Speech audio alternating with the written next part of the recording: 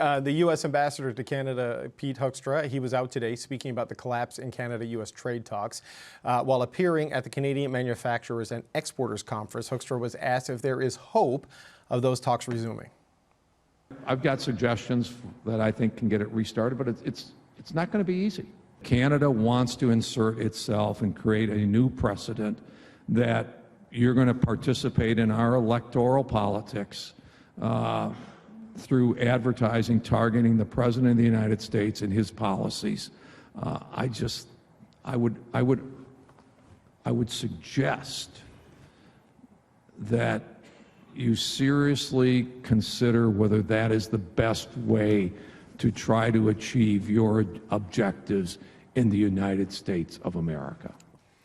So, Sherelle, very clear. No more ads, please. And the other thing the ambassador said in the conversation is Canada needs to try to insert itself into the lowest tariff bucket that's out there. And he pointed to the deal with the UK, which is a baseline of 10%, which is a heck of a move from NAFTA. Yeah. I mean, it's like, what do you even say about some of the things that the ambassador says?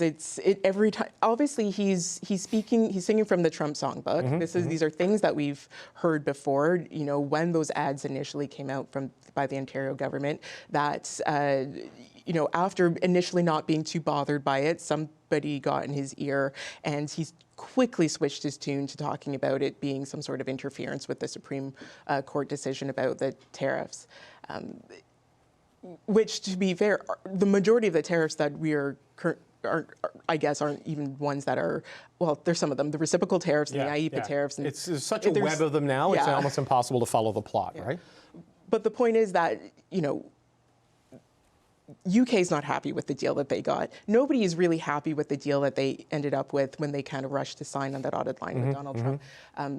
We're in an environment where tariffs seem to be the way forward. Mark Carney, as Prime Minister, has acknowledged this. But we do have a deal, and that is the trade deal that is going to be renegotiated. You cannot keep kicking this can down the road, and that is basically what I think everybody wants to do right now. They want to say, well, just be happy, just be thankful that this is what you've got, and you want to try to get to this point, but nobody can really be that happy because he keeps trying to move away from the 51st state comments and all the other things that the president has said that to undermine the economic relationship with Canada. And you cannot just keep coming back to, yeah, but we have tariffs and that's just how it's going to be. Yeah, and Jono, he on the ad stuff with Ontario, the ambassador said this, to their knowledge, and I have no means of contradicting it or confirming it, he said this has never happened before in the history of the United States, that a foreign government bought an ad to try to influence politics out there. I have no idea if that's true or not. It's not foreign interference, that's because it's not covert. I was going to say, it's foreign influence. It is foreign it's influence when you lobby, right? But what do you make of what he had to say there? In that it feels like they're pretty upset with what Ontario did, whether that was Trump's initial response or not. And 10% sounds like the best Canada can hope for based on what the ambassador said today. He sounded much calmer than the last couple of times he's talked about the ad or anything to do with all the mistakes we've made and all these evil choices we've taken. But, so, okay, we understand. The ad not going over well. Don't do it again, probably good path to follow. But on the 10%, on tariffs in general, should we be negotiating? Should we be banging on the door, begging to be heard?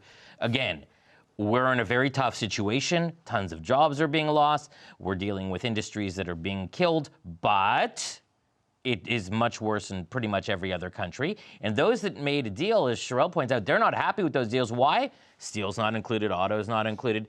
If we made a deal where most stuff is CUSMA compliant and then covered, and didn't include steel and aluminum and auto and lumber, then what's the deal for? What are we gaining? So right now, the status quo, as bad as it is, could be only worse. Better is unlikely.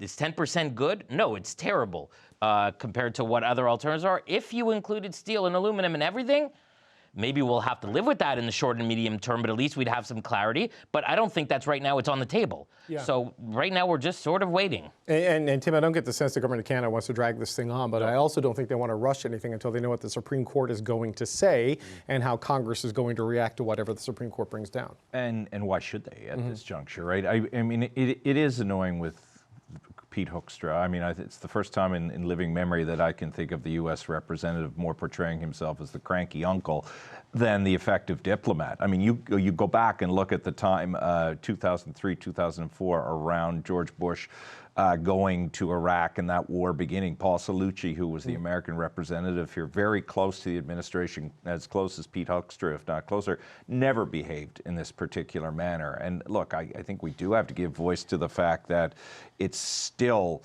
frustrating for Canadians. He is sitting there saying, "Oh no, you shouldn't run ads during U.S. electoral times." Well, it's perpetuating electoral time in the U.S. Yeah, that's true. How do we feel in Canada? And he says he doesn't get this every time Trump mentions the 51st state. So you know what? It's the cranky uncle mode. I think we have to understand his role is not to facilitate anything for Canada or the United States. It's to please the president. I don't think he's hidden too much that is the fact.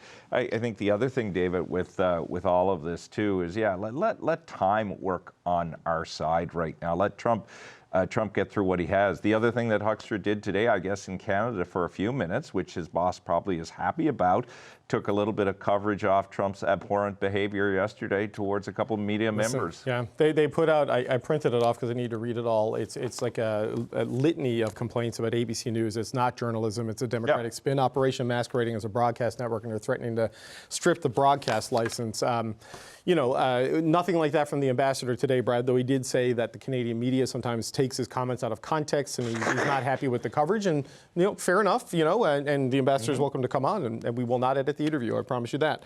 But Brad, your thoughts on this? It is like, if 10% is presented as a best case scenario, that's not a great case scenario, right? When you look at the damage where we are now has done just on the sectoral stuff. I think it's important to keep an eye on what they're trying to do.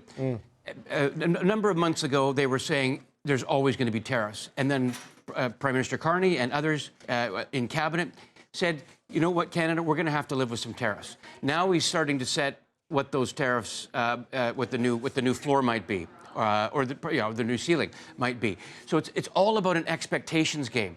In order to ensure that when we get to a deal, as bad as it is compared to what we've had in the past, we're going to say, well, at least it wasn't as bad as they talked about, right? So even if 10% is the case, in 4, 6, 8 months from now, when things are maybe perhaps a bit more settled, we're going to be happy with, or maybe say 8's a victory, when in fact we used to have much lower than that. So I take the point that the situation in Canada is better than most of Americans' trading partners.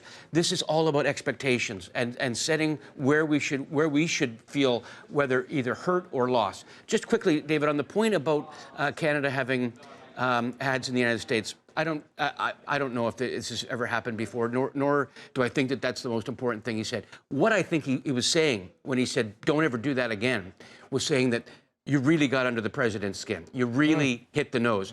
Most of the way in which Trump deals with foreign leaders and their trading partners is you fly in, there's a whole bunch of meetings, you sit down in the yellow chairs, and you pat each other on the back and you say, you ate a bunch of tariffs, good for you, now go away.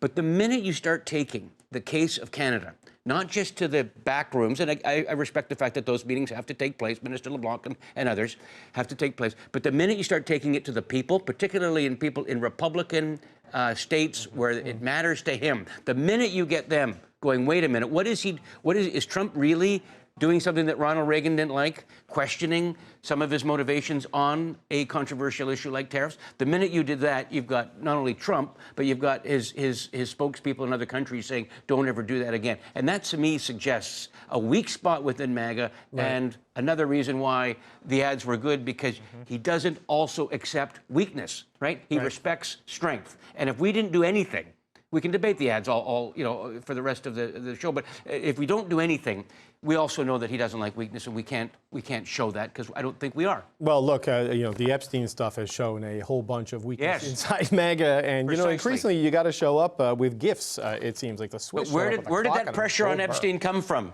Where did that pressure? It came from Republicans. Yes, Not from the back rooms. Republicans that he sort of helped empower and create in the early days of that movement. Precisely.